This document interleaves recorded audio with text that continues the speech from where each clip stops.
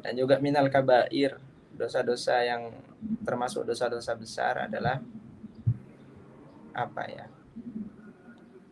Melawan kepada orang tua. Itu termasuk adalah dosa-dosa yang besar. Nah ya, semoga kita dijauhkan oleh Allah dari melawan kepada orang tua. Apakah Mas Akam pernah melawan sama orang tua? Pernah. Karena sebagai manusia, teman-teman, tidak luput dari salah.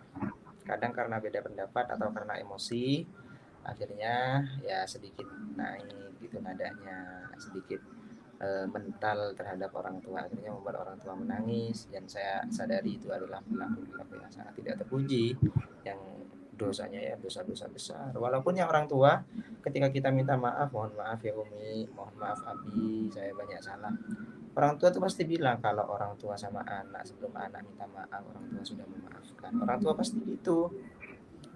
Tapi ya kalau kita nggak minta maaf selamanya dosanya akan tetap mengalir. Ya makin besar makin nggak enak hidup kita nanti gara-gara tidak ada ridho dari orang tua. Begitu teman-teman. Dan juga cara menghapus dosa-dosa besar kata Rasulullah Shallallahu Alaihi Wasallam. Dosa apapun itu, ya makanya Allah ini maha pengampun teman-teman. Maufiratuhu awsa'u min dunubina. Pengampunan Allah itu lebih luas daripada dosa-dosa kita. Apa kata Rasulullah Shallallahu Alaihi Wasallam? Beliau bersabda, birrul walidaini kafaratun lil kabair. Berbakti kepada kedua orang tua membuat bangga dan membuat bahagia hati kedua orang tua, kafaratun lil kabair, menghapus dosa-dosa besar yang telah kita lakukan. Itu salah satu cara untuk menghapus dosa-dosa kita kepada Allah Subhanahu wa taala, ialah dengan cara berkhidmah kepada orang tua. Jangan tinggalkan orang tua. Ya, salah satu cara, gampangnya ya sebenarnya nggak gampang, tapi kalau kita punya keinginan, insya Allah Allah akan buka hati kita, Allah akan kasih kita hidayah sehingga kita bisa menjadi anak yang berbakti kepada kedua orang tua. Hanya yuk move on sudah, move on dari dosa sudah.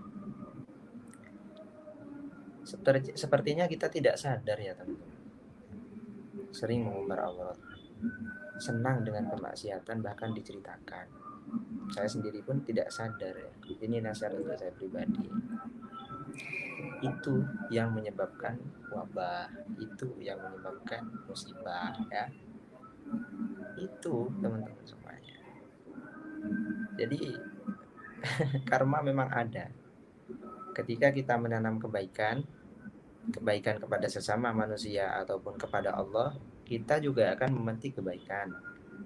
Kalau kita menanam kejahatan, kejelekan, kemaksiatan, maksiat kepada manusia atau kepada Allah, ya kita juga akan memetik yang namanya kemaksiatan, yang mana hidup kita nanti akan jauh dari keberkahan, nggak akan berkah.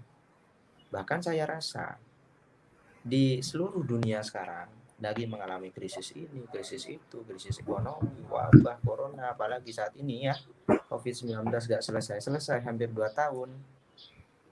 Gitu. Ini gara-gara apa? Perilaku manusia. Perilaku manusia sendiri. Ya, ketika punya hal-hal apa dipamerkan, sombong sudah. Ketika punya apa dipamerkan di TikTok, orang kaya mah bebas gitu kan. Sultan. Akhirnya membuat hati orang-orang yang tidak punya menjadi apa ya, gengsinya naik gitu. Akhirnya orang yang tidak punya pun seakan-akan punya gitu dan mengorbankan segalanya.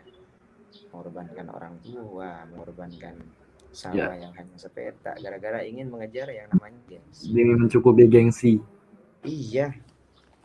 Itu saya itu dulu ya.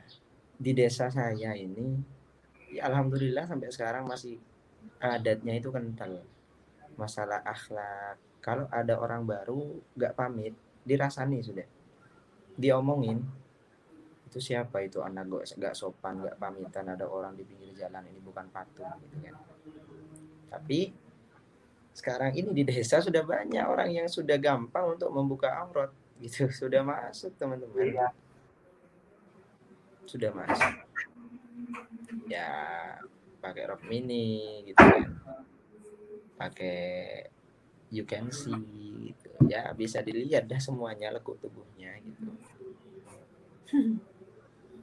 Makanya hati-hati, move on dari dosa. Ayo sama-sama teman-teman semuanya. Dan jangan pernah putus asa. Walaupun kita itu dosanya sebesar apapun, pengampunan Allah lebih luas dan lebih besar daripada dosa-dosa kita.